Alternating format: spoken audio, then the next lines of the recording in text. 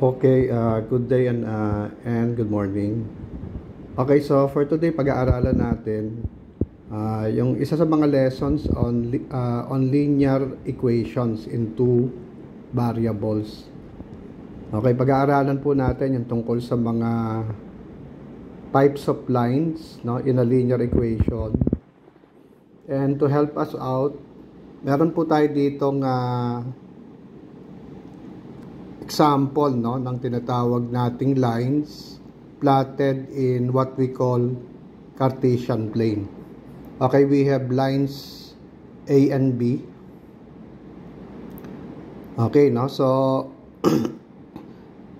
sige, but before we describe the graph po, no, the graph lines, pag-usapan muna natin ano ba yung most common na pinag-aaralan, no, in the topic linear equations in two variables. One of the common topic po being discussed, no, in this lesson is yung tungkol sa kung paano natin i-classify, no, yung two lines being represented by two equations in the Cartesian plane. Okay? So most common questions is that one, no? The first one, anong klaseng lines meron tayo, no, in the Cartesian plane? Second, yung question ng solution, no? Meron bang solution dun sa given set of lines in the Cartesian plane? So yun po ang pag-uusapan natin ngayon, no? So for today, we will try to describe, no, yung mga tawag, no, tawag at itsura ng mga lines, no, plotted in a Cartesian plane under the topic linear equations in two variables. Okay, hindi po natin gagamitan ng computation, no. Ang gagamitin lang nating basehan is yung kung anong itsura ng lines, no, that are being formed in the Cartesian plane, no. Let's take as an example yung line na meron po tayo dito ngayon, no. Okay, no? We got here line A.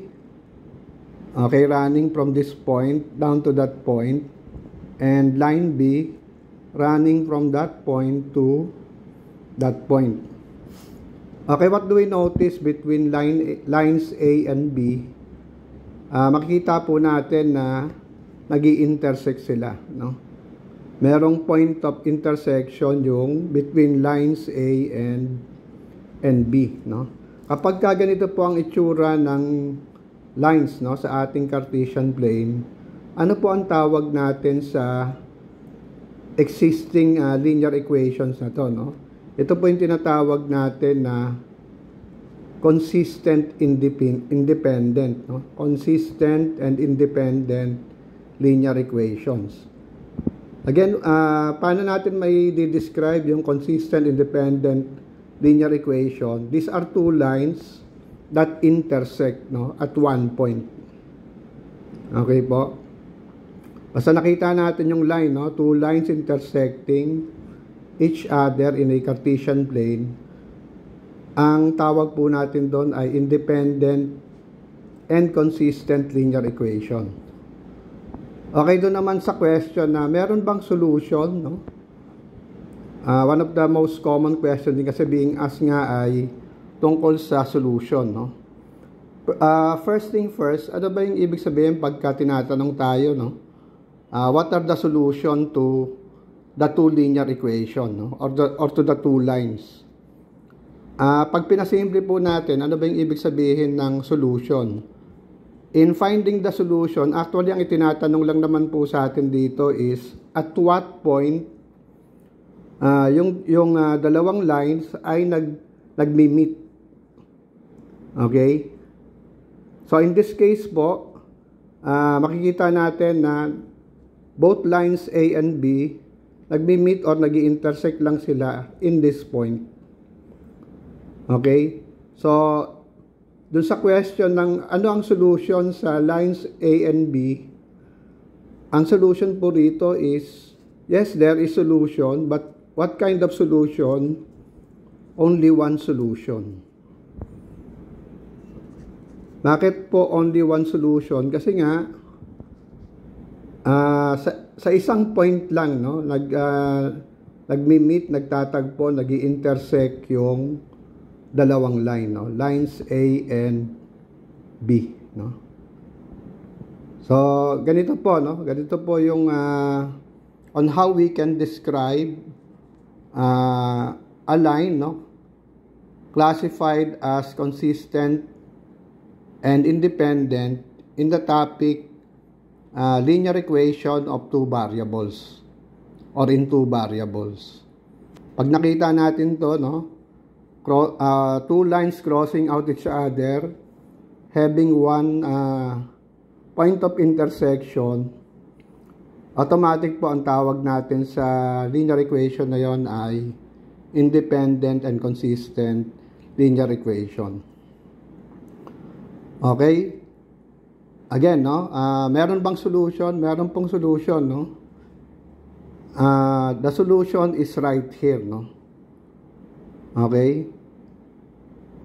Yung mismong point na to which lines A and B intersect, ito po yung solution. And how many solutions are there in an independent consistent linear equation? There is only one solution. Okay po? So, clear po tayo dito. Okay, no? So, again, no, lastly, let's try to repeat. Ano ba ang ibig sabihin, no, when we are being asked of the solution to the two linear equation? Ang tinatanong lang po doon ay, meron bang point, no, in which yung two lines, for example, lines A and B ay nag-i-intersect or nagmi-meet? Okay? Again, meron po, no, in the case of consistent and independent linear equation. But how many points? Only one point lang po. Kaya, sa independent linear equation, yes, there is a solution, but how many solutions? There is only one solution. Okay po? So, ganun lang po kasimple, no, yan sa independent, consistent linear equation. Okay, later po, tutuloy naman natin dun sa tinatawag na consistent and dependent. Papakita natin sa inyo later, no, in another video, ano naman ang itsura ng lines pag i-graph mo, no, sa Cartesian plane. Lines that which we call as consistent dependent linear equations. For now, dito muna po tayo. Okay, so, yun lang po. Maraming salamat.